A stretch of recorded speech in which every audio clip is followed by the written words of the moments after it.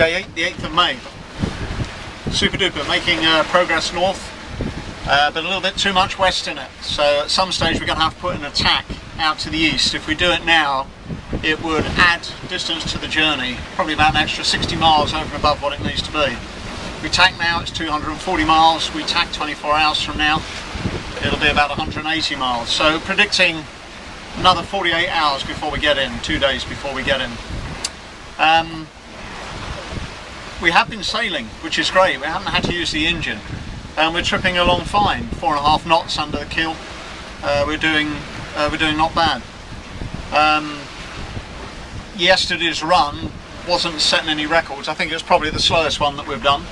But there again, it's almost the only day for 5 or 6 days that we haven't used the engine. So no surprises there. The 24-hour run would have been a little bit under 100 nautical miles, of which about 95 would have been made good towards Bermuda.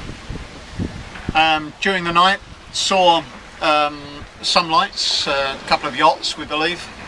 But the big incident during the night was that Nikki took a fall down in the saloon there, climbing into her bunk, and she's bruised, painfully bruised, one of her ribs. So that's not a good thing on a yacht.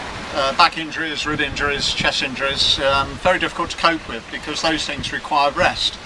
So she's in quite a lot of pain, putting up with it very well, smiling sweetly as I'm doing this video log. But she really needs to go and lie down again quite soon. I'm feeling pretty tired, probably look pretty tired as well. Love the stubble, love the growth. Boy, it's itchy, itchy, itchy, itchy. Mr. Bigglesworth, our projectile vomiting cat, is no longer projectile vomiting. He has all of his appetite back. He's quite snuggled down nicely in the aft cabin there. It seems to have become his space, his place. It's quite funny watching him staggering all the way forward to where we have the kitty litter tray. Looks like two drunken men kind of holding on to each other, staggering along the cabin floor. And then every once in a while he reaches a point of equilibrium and he says, "Now I can do it," and he scuttles sideways like a crab. It's very funny. Actually hear his claws tap dancing across the saloon floor. We've done a little bit of filming with the Hero camera that we have on here. Nikki's using a flip cam at the moment for this, and hopefully we'll be able to put some of that up on the web at some stage. Nothing too dynamic at the moment, we're still learning how to use the system. I managed to just cook, it's all about the food, I just managed to cook some baked potatoes and baked beans. Yeah, fantastic. We've had some sliced apples with peanut butter as well this morning, some porridge for breakfast. So we've actually had breakfast, a snack and lunch, and maybe curried mushrooms or something like that with rice for dinner. I just got the vomit reflex from behind the camera, so maybe not, but we'll see. There's plenty of stuff there, but it's all boring tinned. The cool box crapped out on us. Damn it.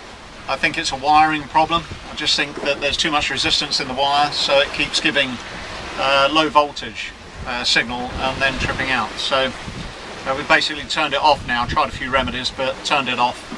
Probably have to get it professionally seen to. There again, surely that happened in the last place we were at. Oh well. So no call box at the moment. A couple of other minor things that have gone wrong with the boat, but by and large she's borne up pretty well.